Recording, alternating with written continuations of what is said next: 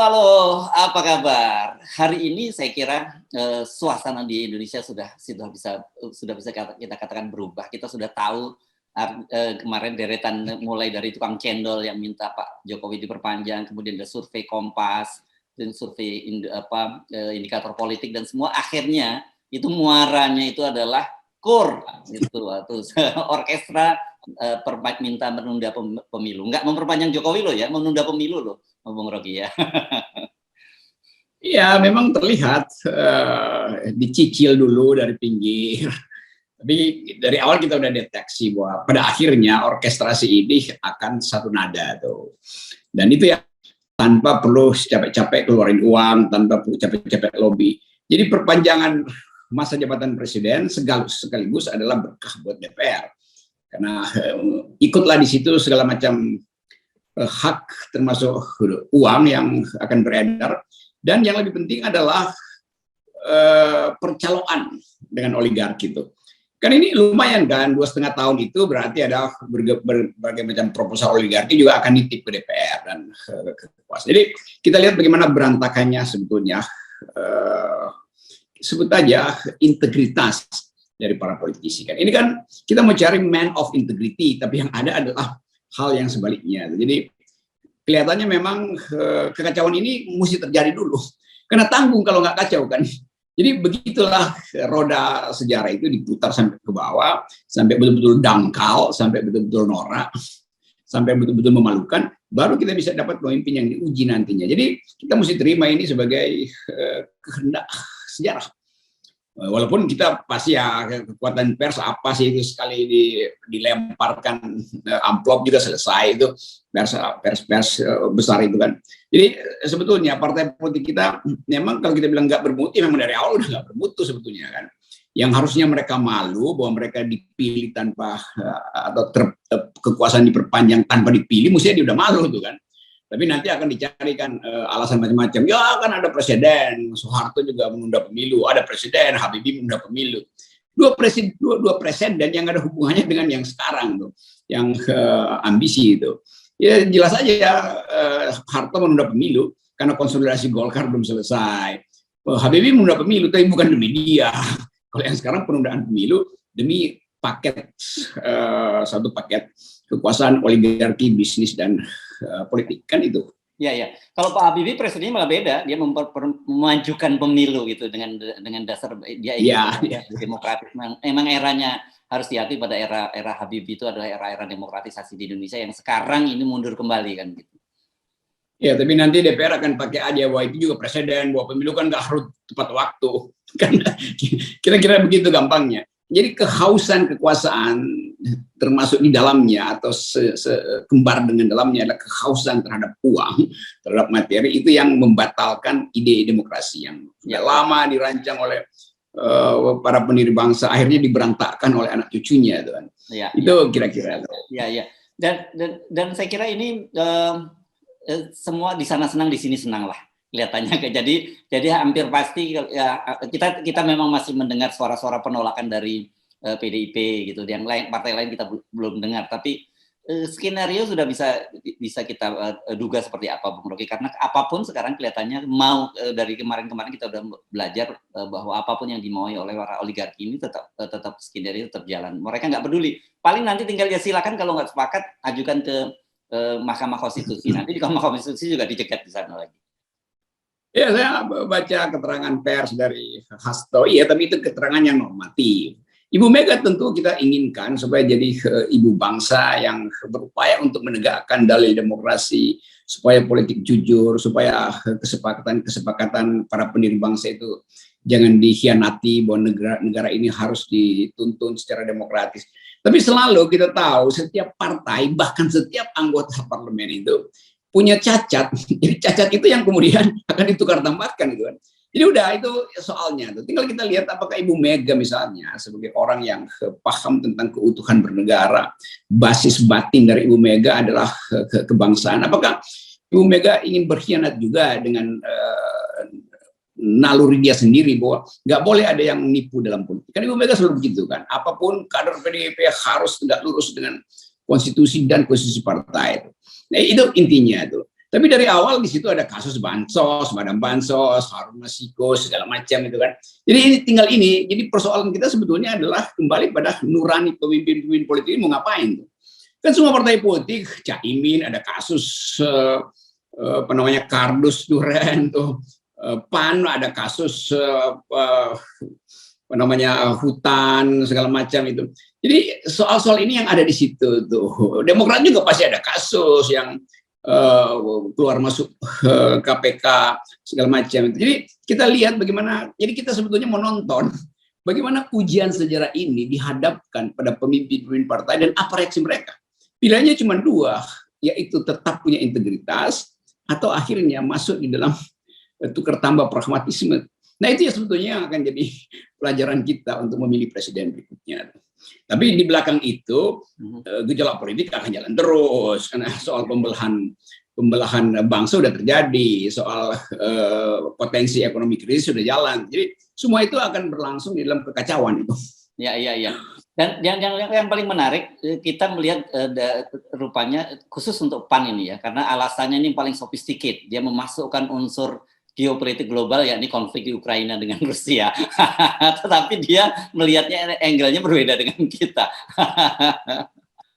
Ya kita paham lah itu apa namanya di bawah kasur PAN itu ada apa sebetulnya tuh. Karpet PAN itu di bawahnya ada apa, itu yang mau ditutupi. Jadi semakin canggih argumennya, semakin kita tahu bahwa ini orang ketakutan semua sebetulnya karena punya masalah dengan masa lalu, korupsi, penyalahgunaan, macam-macam lah. Dan itu semua diketahui oleh istana. Sekarang tinggal adu kuat kan, mau nggak ini partai-partai yang memang punya masalah itu juga mau membongkar masalah yang ada di istana, kan begitu aja kan. Tapi kelihatannya akan kalah karena kebutuhan uang, kebutuhan apa namanya janji, proposal, bagian proyek, kartel minyak siapa yang dapat, kartel batu bara siapa yang dapat, itu akan dibagi merata. Kita udah bisa paham.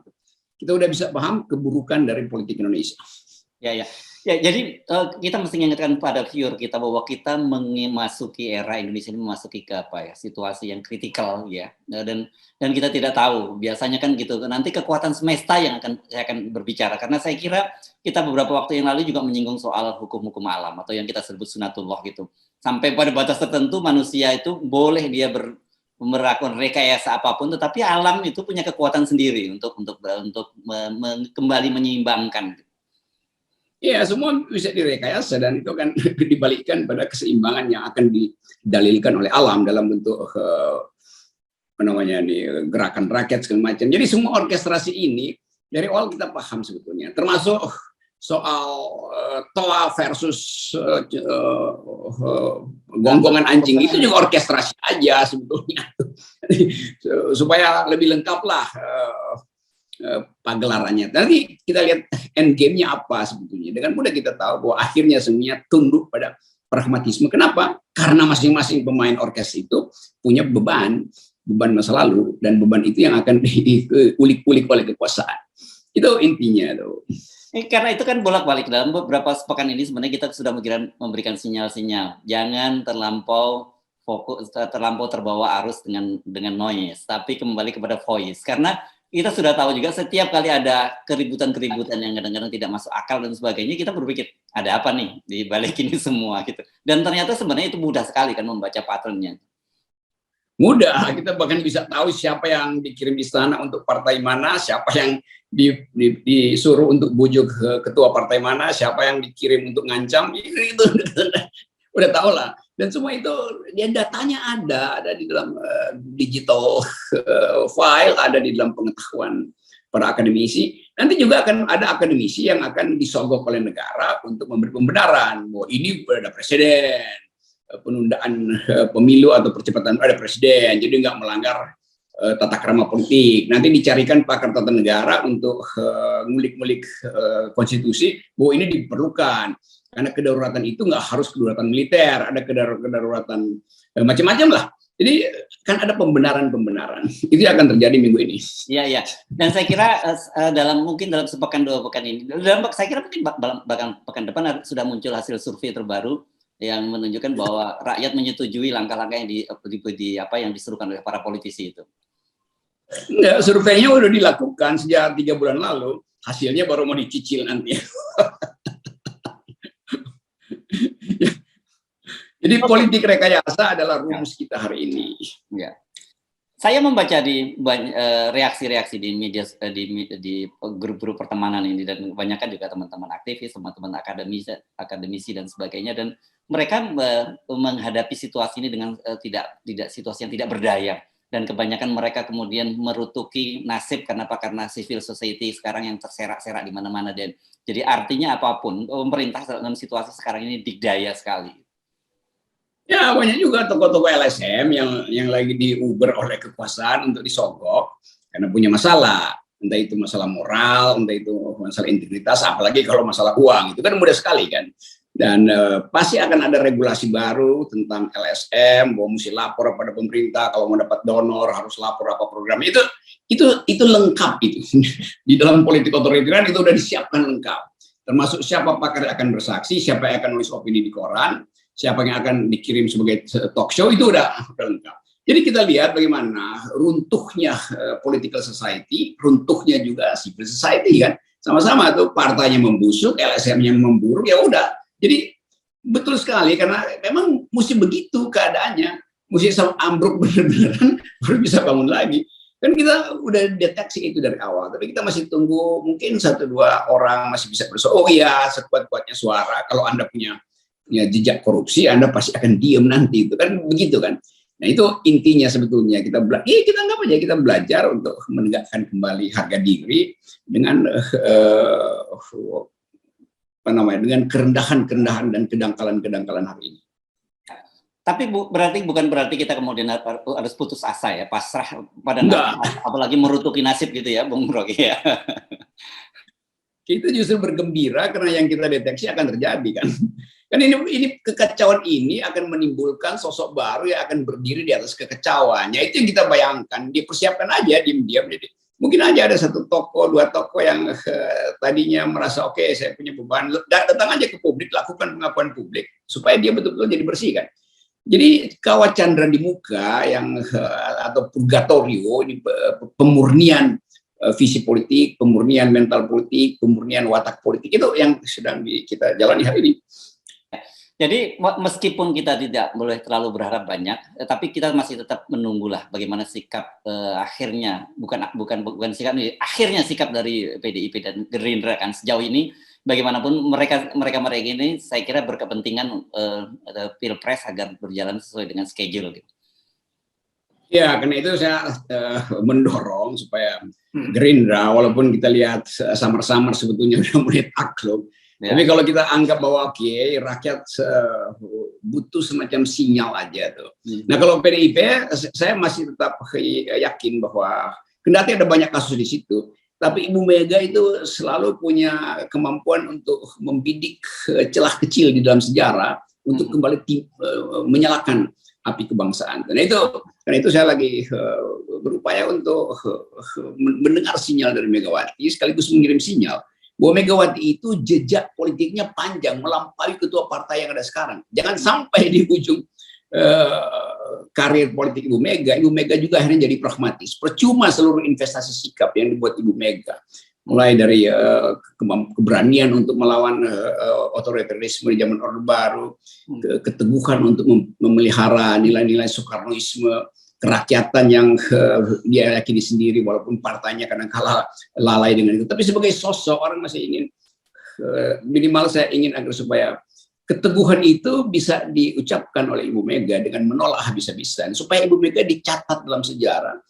dan berakhir dengan bermutu kan itu kan. Yang lain sih udah ketahuan lah, itu bisa dikelecehin. Tapi sayang kalau Ibu Mega akhirnya larut juga dengan pragmatisme. Lalu seluruh sejarah bangsa ini selama 75 tahun lenyap hanya karena satu peristiwa kecil, yaitu berkolaborasi dengan kedunguan politik.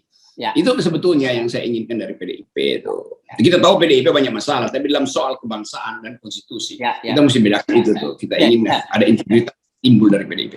Jadi kira-kira gini kita membantu, kita membayangkan skenario-nya bahwa nanti kalau seperti yang tadi Anda kan semua takluk, itu akhirnya mungkin pekan depan ini akan mulai muncul core gitu. Kalau yang kita dulu kenal pada Orde Baru sebagai kebulatan tekad gitu. Dan nanti kan sudah terpilih KPU yang sudah terpilih gitu kan. Dan KPU kan kemarin mengajukan anggarannya sangat besar sekali, di atas 100 miliar lebih, dan saya kira mungkin nanti Ya, kali lipat dari yang sekarang. Ya, kemudian atas nama karena tadi alasan-alasan penundaan pemilu karena biaya politik tinggi tadi, kemudian KPU akan mengajukan usul supaya pemilu ditunda. Kira-kira gitulah anunya mereka yang mengajukan ke Komisi 2 untuk menunda pemilu gitu dengan kan heroik, karena kami juga menyadari bahwa bangsa kita sekarang sedang mengalami kesulitan ekonomi, jadi kami tidak pantas mengajukan anggaran sampai ratusan triliun untuk melaksanakan pemilu. Gitu kira-kira skenario Bung Rocky ya. Ya, ini kita bayangkan kalau terlalu rapi, kelihatannya rapi, biasanya itu ada retakan itu. Aha. Dan itu intinya sebetulnya ada crack, dan crack itu yang bisa dimanfaatkan sebetulnya oleh mereka yang tiba-tiba dipanggil oleh sejarah untuk jadi pemimpin. Ya. So, Dan saya kira sejarah itu dia punya jalannya sendiri gitu ya, dan ketika sejarah sudah kita tidak bisa menolaknya gitu Bung Rocky ya. Jadi tetap semangat, tetap optimis dalam situasi semacam ini. Saya kira penting kembali kita ingatkan bahwa tetap berakal sehat itu dalam situasi ini sangat berharga sekali gitu ya. Jadi bangsa ini hanya bisa ditemukan kembali dengan pikiran yang jernih, dengan akal sehat, dengan tuntunan cara berpikir yang lurus. Itu aja sebetulnya kan. Ya. Kan itu dasar kita hidup bernegara sebetulnya. Ya. Oke, baik. Terima kasih Bung Rocky. Kita tunggu perkembangan lebih lanjut, dan saya kira akan ada perkembangan yang sangat dramatis dalam waktu dekat ini. Terima kasih Bung Rocky. Ini kata kuncinya, perkembangan yang dramatis. Yes. Oke. Dan 0% harus kita jadikan juga dramatis. Yes.